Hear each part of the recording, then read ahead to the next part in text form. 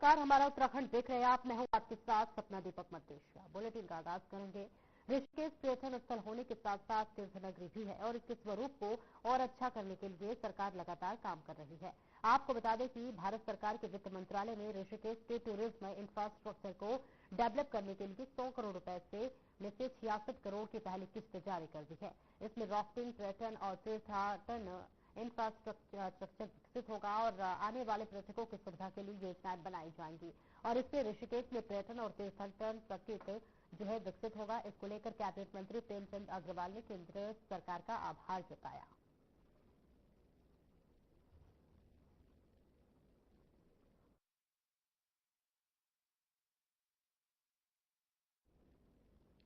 तो देखिए, तस्वीरें आपको दिखा रहे हैं ऋषिकेश से, जहां पर अब सरकार की एक अच्छी पहल देखने को मिल रही है, जहां पर अब 100 करोड़ रुपए की राशि में से 66 करोड़ रुपए की किस्त जमा कर दी गई है, जिसके लिए अब कैबिनेट मंत्री आभार जताते हुए नजर आ रहे हैं। देखिए, टूरिज्म में इंफ्रास्ट्रक्चर को बढ़ावा देने के लिए, इसे निर्माण करने के लिए, डेवलप करने के लिए, विकास करने के लिए ये एक अच्छी पहल सूबे के मुखिया के द्वारा किया जा रहा है और अब इसके लिए देखिए पहल भी शुरू कर दी गई है। इसकी बानगी भी देखने को मिल रही है, जहां पर बताते चले कि धामी सरकार ने 100 करोड़ की राशि में से 66 करोड़ रुपए की पहली जो किस्त है उसे अब जमा भी कर दी है, जिसके लिए अब कैबिनेट मंत्री आभार जताते हुए नजर आ रहे हैं। देश के कोने कोने से देखिए टूरिस्ट जो है वो ऋषिकेश आते हैं, उत्तराखंड आते हैं घूमने के लिए और ऐसे में इसे और डेवलप करने के लिए अब सरकार अग्रसर होती हुई नजर आ रही है। और देखिए, यहाँ पर तमाम जो फिल्म है वो शूट होते हैं और इसके लिए अब और डेवलप करने की पहल सरकार के द्वारा किया जा रहा है, जिसके लिए अब फिर एक पानी की देखने को मिली है। जहां टूरिज्म को बढ़ावा मिले, इसके लिए अब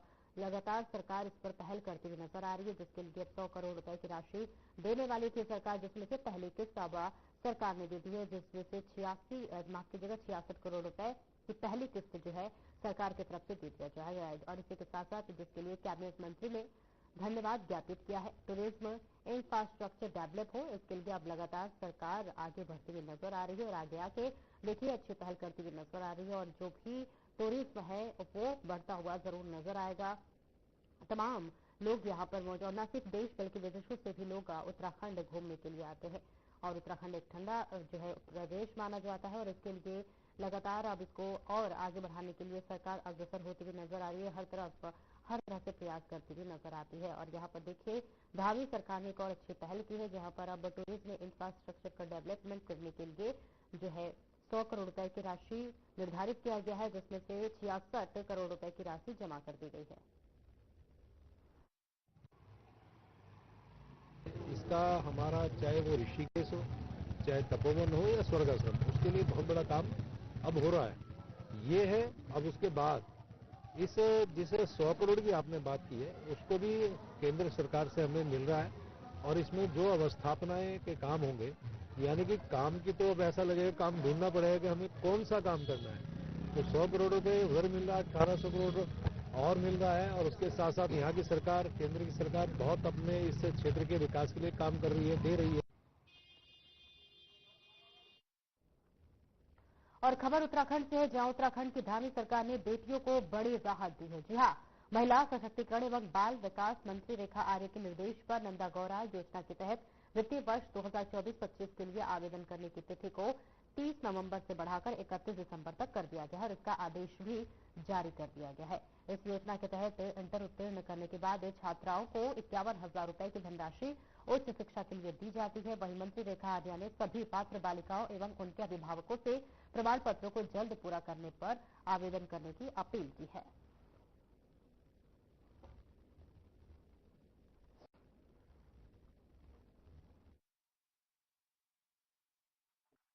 देखिए, नंदा गौरा योजना को लेकर लगातार लाभार्थियों के द्वारा भी और कुछ आवेदकों के द्वारा भी और जनप्रतिनिधियों के द्वारा भी यह कहा जा रहा था कि 30 नवंबर की आखिरी तिथि होने के कारण कई समय से जो है कई बालिकाएं जो है इसे भरने से चूक गई हैं। क्योंकि ये प्रक्रिया ऑनलाइन है तो कुछ लोगों को इसमें दिक्कतें आई हैं, जिसके कारण से समय वृद्धि के लिए कहा गया और उनके अनुरोध को स्वीकार करते हुए 31 दिसंबर तक एक महीने का जो है इसमें समय वृद्धि कर दी गई है, ताकि अधिक से अधिक आवेदन जो है वो 12वीं पास की हमारी बालिकाएं हैं वो कर पाए।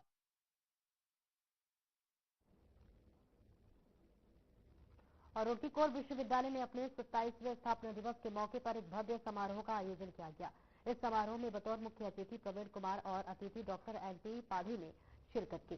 समारोह में कुलपति डॉक्टर अंकुश मित्तल ने वार्षिक प्रगति रिपोर्ट पेश की है और विश्वविद्यालय की शोध एवं नवाचार उपलब्धियों को रेखांकित किया है।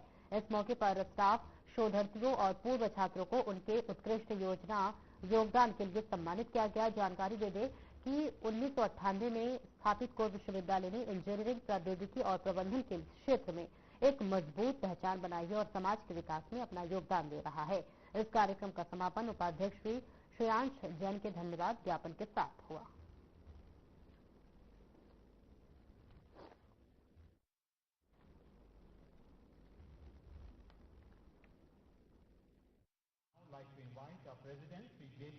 मैं यहाँ पे फाउंडेशन डे में हमको इनवाइट किया है chief guest. College of engineering Roorkee जो यूनिवर्सिटी बन गई है, इसको मैंने करीब 99 में 2001 में हमने इसको अंडर कंस्ट्रक्शन देखा था और उस टाइम ये लगा था कि ये आईटी रुड़की के इक्विवेलेंट कोई यूनिवर्सिटी कुछ और बन रहा है, कैंपस बन रहा है। उसमें हमको आइडिया नहीं था।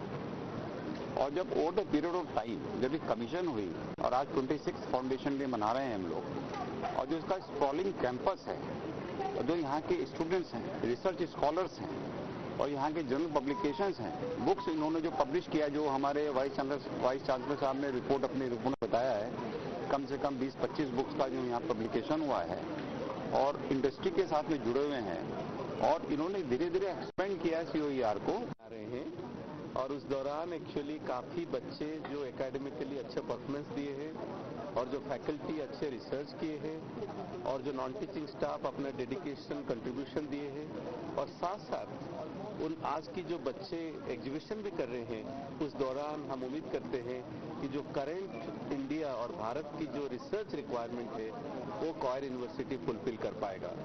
कॉयर यूनिवर्सिटी हम जानते हैं कि उत्तराखंड की नंबर 1 यूनिवर्सिटी है, लेकिन टाइम के साथ जब विकसित भारत 2047 में कॉयर यूनिवर्सिटी भारत की एक इम्पॉर्टेंट यूनिवर्सिटी के रूप से कंट्रीब्यूट करने का उम्मीद कर रहे हैं और मैं उम्मीद करता हूं कि कॉयर यूनिवर्सिटी आगे जाके देश नहीं एज वेल एज विश्व में अपना कंट्रीब्यूशन दे पाएगा।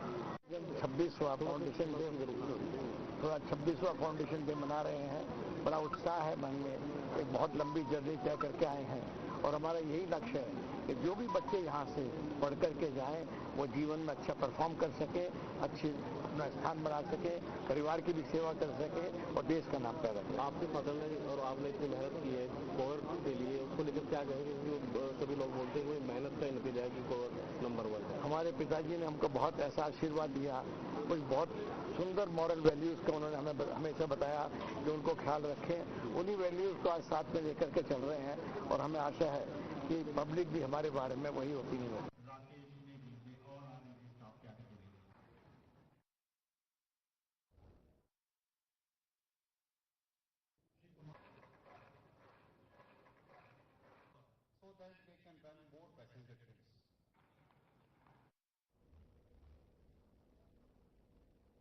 और हरिद्वार से टी सीरीज ट्रस्ट से जमीन खरीद फरोख्त के नाम पर 85 लाख रुपए की धोखाधड़ी का मामला सामने आया है। आपको बता दें कि ट्रस्ट के एक प्रतिनिधि ने हरिद्वार के वरिष्ठ पुलिस अधीक्षक को धोखाधड़ी की शिकायत की है। बता दें कि ये मामला हरिद्वार के ज्वालापुर कोतवाली क्षेत्र के रानी माजरा का है, जहां पर टी सीरीज कंपनी ने 5 भाइयों के साथ 6 करोड़ रुपए की जमीन का सौदा तय किया था और इस सौदे के तहत 85 लाख रुपए एडवांस दिए हैं। लेकिन आरोप है कि तय समय बीतने के बाद भी जमीन की रजिस्ट्री नहीं की गई। जब ट्रस्ट ने पैसा वापस मांगा तो जमीन बेचने वाले पक्ष ने पैसा लौटाने से साफ इनकार कर दिया। फिलहाल पुलिस ने ज्वालापुर कोतवाली में मामला दर्ज कर लिया है और जांच पड़ताल शुरू कर दी है। इस मामले में अब अधिकारी दोनों पक्षों से पूछताछ कर रहे हैं।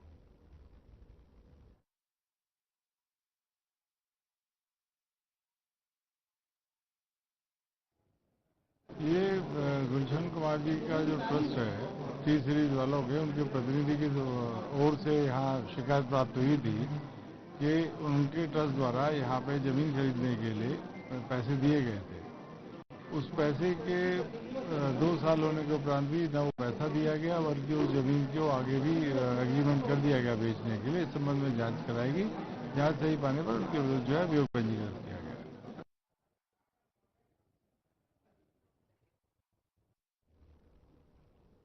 और ऋषिकेश से सटे नरेंद्र नगर में अजीबोगरीब मामला सामने आया है। आपको बता दें कि मुस्लिम लोगों द्वारा खुलेआम सामूहिक नमाज पढ़ने का मामला सामने आया है। इसको लेकर हिंदू संगठन के लोगों ने क्रोध है। हिंदू संगठन ने इसकी शिकायत पुलिस में की है। उन्होंने आरोप लगाया कि अब्दुल समद नाम के व्यक्ति ने डोईवाला से मौलवी बुलाया है और मौलवी से सामूहिक रूप से नरेंद्र नगर में नमाज पढ़ाई जाती है और इसके बाद पुलिस टीम और हिंदू संगठन के लोग नमाज पढ़ाई जाने वाली जगह पहुंचे, जहां अब्दुल समद को बाहर से आए लोगों के साथ सामूहिक रूप से नमाज पढ़ना बंद करने के लिए कहा गया। इसके बाद हिंदू संगठन के लोगों ने चेतावनी दी कि अगर सामूहिक रूप से नमाज पढ़ना बंद नहीं किया गया तो वे हनुमान चालीसा का पाठ करेंगे।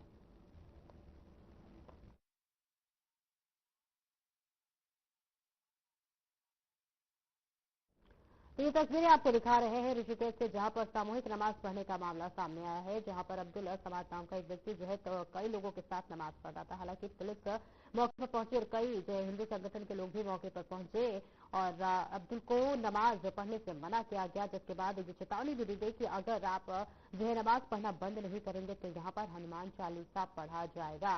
तो ये देखिए बड़ी पहल और एक बड़ी जानकारी आपको दे रहे हैं ऋषिकेश से, जहां पर सामूहिक नमाज पढ़ने का एक मामला सामने आया है, जहां एक साथ कई लोग नमाज पढ़ते हुए नजर आ रहे थे, जिसे रोका गया। रोके जाने पर यह चेतावनी भी दी गई कि अगर नमाज नहीं रुका तो यहाँ पर जो है हनुमान चालीसा का पाठ किया जाएगा। हिंदू संगठन के लोगों में लगातार आक्रोश है इसके प्रति और अब जो है हिंदू संगठन के साथ साथ पुलिस भी मौके पर पहुंची और हनुमान चालीसा पढ़ने के लिए कहा गया। कहाँ जाते मैं वहीं जाऊंगा। और आगे बढ़ते हैं, जहां सड़क दुर्घटनाओं में कमी लाने के लिए परिवहन विभाग ने अब स्कूलों का सहयोग लेना शुरू किया है। परिवहन विभाग के अधिकारी स्कूलों में जाकर छात्रों को ट्रैफिक नियमों की जानकारी देकर जागरूक कर रहे हैं और साथ ही छात्रों को ट्रैफिक नियमों का पालन करने के लिए शपथ भी दिला रहे हैं। और इसी कड़ी में ऋषिकेश में आवास विकास स्थित विद्या मंदिर इंटर कॉलेज में आरटीओ प्रवर्तन मोहित कोठारी अपनी टीम के साथ पहुंचे, जहां प्रिंसिपल उमाकांत पंत के साथ मिलकर उन्होंने जागरूकता कार्यक्रम का शुभारंभ दीप प्रज्वलित करके किया और आरटीओ ने छात्रों को बताया कि ट्रैफिक नियमों का पालन नहीं करने से खुद की और दूसरे की जान खतरे में पड़ सकती है।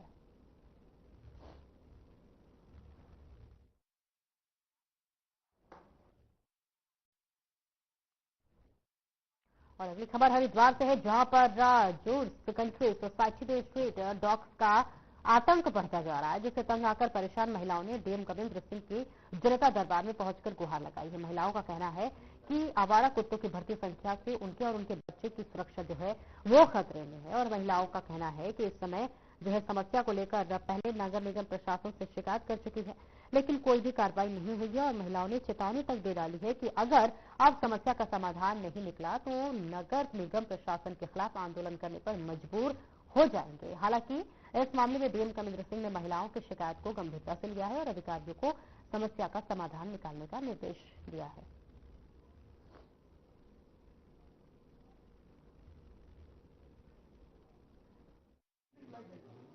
मिथिलेश हूँ, मैं अल्मोड़ा में पोस्टिंग है मेरी, मैं साइंटिस्ट हूँ। मेरा बच्चा 12 साल का अभी सैटरडे खेलने निकला, उसको पीछे से कुत्ते ने आके काट लिया। उसके फादर भी इस समय बाहर थे। हम लोग इतने पैनिक और ट्रॉमा में थे। उसके बाद ले जाके किसी फ्रेंड ने हमारे उनको दिया और मैं दूसरे दिन मतलब ले जाके दिखाया डॉक्टर को।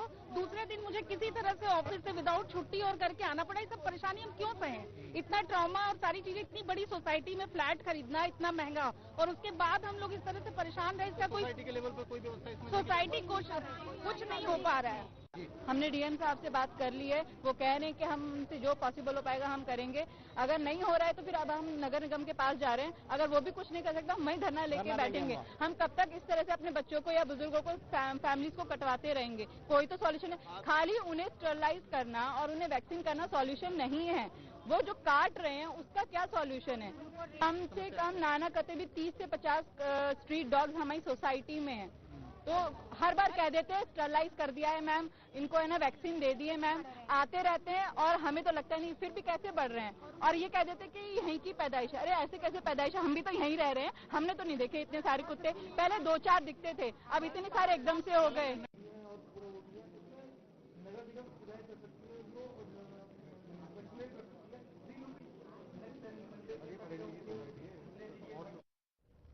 और ऋषिकेश के रायवाला थाना क्षेत्र अंतर्गत एक होटल में काम करने वाले युवक की गंगा में डूबने से मौत हो गई। एसडीआरएफ की टीम ने होटल कर्मी का शव गंगा की गहराई से बरामद किया है। शव को एसडीआरएफ की टीम ने रायवाला थाना पुलिस के हवाले किया है। पुलिस ने शव को कब्जे में लेकर पोस्टमार्टम के लिए भेज दिया और मामले में अग्रिम कार्रवाई शुरू कर दी है। आपको बता दें, एसडीआरएफ के इंस्पेक्टर राघवेंद्र सजवान ने बताया कि रायवाला थाना क्षेत्र के अंतर्गत गीता कुटीर गंगा घाट पर शाम को एक युवक के डूबने की सूचना मिलते ही एसडीआरएफ की टीम जो है वो मौके पर पहुंची। लोगों से जानकारी लेने के बाद गंगा में एसडीआरएफ ने सर्च ऑपरेशन चलाना शुरू किया। कुछ ही देर में डीप ड्राइवर प्रदीप नेगी ने गंगा की गहराई से युवक को बेहोशी की हालत में बाहर निकाला, जिसे अस्पताल पहुंचाया गया, जहां डॉक्टर ने उसे मृत घोषित कर दिया।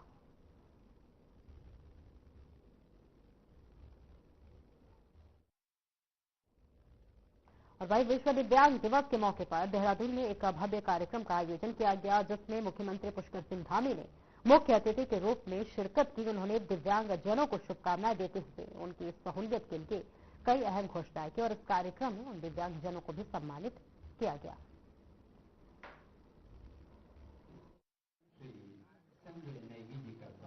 दिव्यांग भाई बहनों को बधाई देता हूँ, शुभकामनाएं देता हूँ और हमारे दिव्यांगजनों के लिए हमारे प्रधानमंत्री आदरणीय मोदी जी के नेतृत्व में अनेक नई योजनाएं लाई जा रही हैं। राज्य के अंदर भी अनेक योजनाएं हम ला रहे हैं, लगातार दिव्यांगों के लिए अच्छी नीति बना रहे हैं, उनको पेंशन मिले उसके लिए हम सुनिश्चित कर रहे हैं। 1 लाख से ज़्यादा दिव्यांग भाई बहनों को राज्य के अंदर अभी पेंशन दी जा रही है।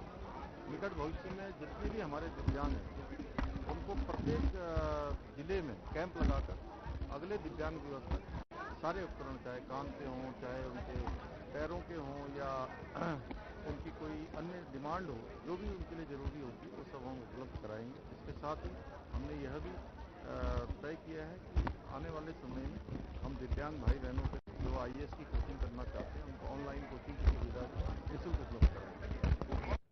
हमारे दिव्यांग भाई बहनों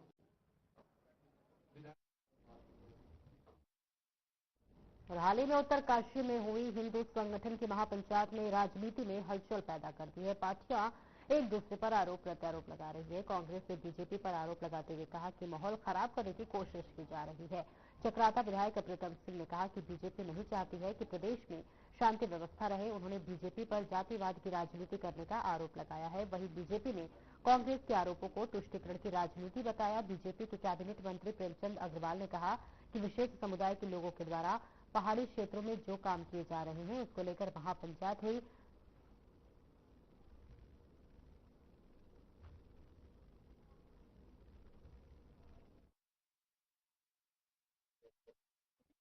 वास्तविकता है तो अनुसार कार्रवाई करे। सरकार तो हाथ पे हाथ धरे बैठी है और जो उनके अंशुमानिक संगठन है वो इस तरीके का कृत करते हैं। तो ये तो सरकार द्वारा प्रायोजित है। लेकिन जो महापंचायत हुई है वो कुछ जो शर्तें हैं उसके बाद महापंचायत को अनुमति मिली है और अब तक चूंकि महापंचायत हो चुकी है और जो शर्तें शासन प्रशासन द्वारा उनको लगाई गई थी उन शर्तों के अनुरूप वहां महापंचायत हुई थी। तो लोकतांत्रिक देश है, किसी भी व्यक्ति को बोलने की आजादी है, किसी भी संस्था को बोलने की आजादी है। कहीं लगता है कि उसमें कोई कानून व्यवस्था की स्थिति खराब हो सकती है, उसको लेकर ही इस प्रकार की या तो शर्तें लगाई जाती है या उसको प्रतिबंधित किया जाता है।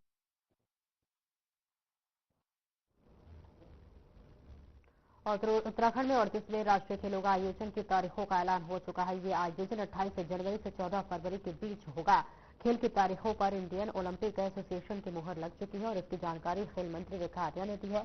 आपको बता दें कि इंडियन ओलंपिक एसोसिएशन ने चीन में होने वाले एशियाई विंटर गेम्स को देखते हुए उत्तराखंड में होने वाले राष्ट्रीय खेलों की तारीखों में फेरबदल का अनुरोध किया था। मुख्यमंत्री पुष्कर सिंह धामी ने चर्चा के बाद खेल मंत्री रेखा आर्या ने इंडियन ओलंपिक एसोसिएशन के अध्यक्ष पीटी ओशा को इस बारे में पत्र लिखा था, जिसके बाद इंडियन ओलंपिक एसोसिएशन ने अब उत्तराखंड में तय तारीखों पर ही राष्ट्रीय खेलों का आयोजन कराने की सहमति दी है और अब उत्तराखंड सरकार के पत्र भी मिल गया है।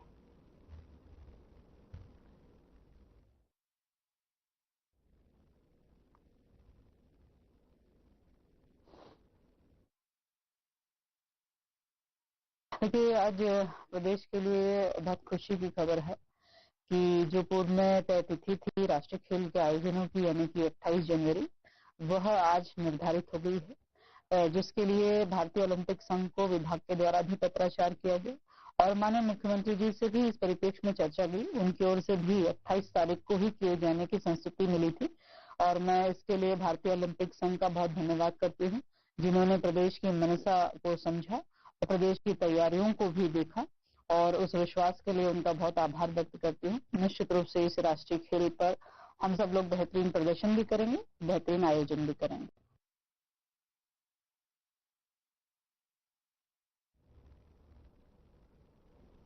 विधानसभा अध्यक्ष रितु खंडूड़ी भूषण ने कोटद्वार विधानसभा के लाल पानी क्षेत्र में नशा मुक्ति केंद्र में पहुंचकर लॉयंस क्लब कोटद्वार द्वारा आयोजित कार्यक्रम में बतौर मुख्य अतिथि प्रतिभाग किया।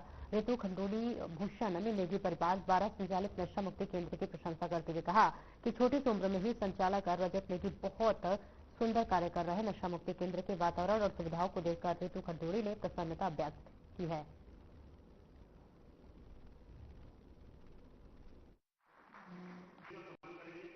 मैं आज मां शक्ति फाउंडेशन में आई हूँ और मैं नेगी परिवार को, खासकर रजत को बहुत सारी शुभकामनाएं और बधाई देना चाहूंगी। इतनी छोटी सी उम्र में ये तो संभले ही इन्होंने बीड़ा उठाया है कि देश में जो भी बच्चे उनकी मदद चाहेंगे एडिक्शन से डी एडिक्ट होने का, उनको ये मदद करेंगे। बहुत ही सुंदर माहौल है, एनवायरनमेंट बहुत अच्छा है, साफ सुथरी जगह है, बहुत वाइब्रेंट जगह है, अच्छी एनर्जी है इस जगह पे।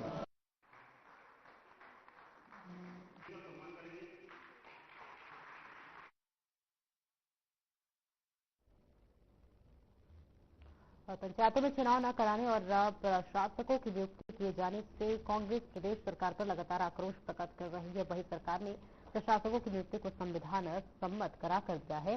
तो वही आपको बता दें, इसको लेकर भाजपा प्रदेश मीडिया प्रभारी मनदेव चौहान का कहना है कि भाजपा ब्लॉक प्रमुखों और पंचायत प्रतिनिधियों के साथ हमेशा खड़ी है। हालांकि उनके कार्यकाल को बढ़ाया नहीं जा सका, लेकिन पंचायत में व्यवस्था सुनिश्चित करने के लिए ही प्रशासकों की नियुक्ति की गई है।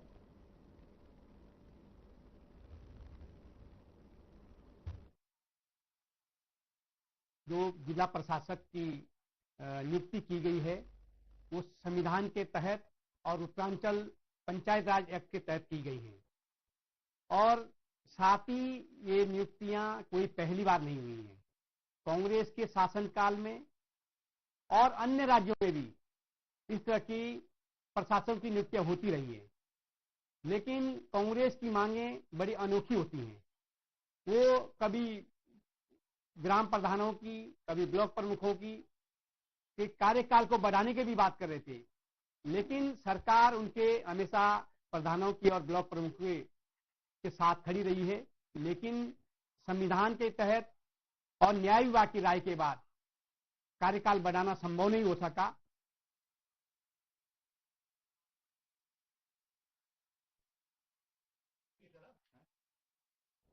और हल्द्वानी विधायक सुमित प्रदेश में राज्य सरकार पर जिला पंचायत अध्यक्षों को प्रशासक नियुक्त किए जाने पर सवाल उठाते हुए कहा कि यदि सरकार ने जिला पंचायत के अध्यक्ष को ही प्रशासक बनना था तो ब्लॉक प्रमुखों में क्या कमी थी, वही प्रधानों को भी प्रशासक क्यों नहीं बनाया गया। विधायक सुमित हृदय ने कहा कि यह सोचे समझे षड्यंत्र के तहत सरकार द्वारा किया गया काम है और यह गलत परंपरा भारतीय जनता पार्टी द्वारा शुरू की गई है, क्योंकि ज्यादातर जिला पंचायत सदस्य भारतीय जनता पार्टी से जुड़े हुए हैं। इसलिए पूरे प्रदेश के जन प्रतिनिधियों में इस सरकार के खिलाफ रोष व्याप्त है।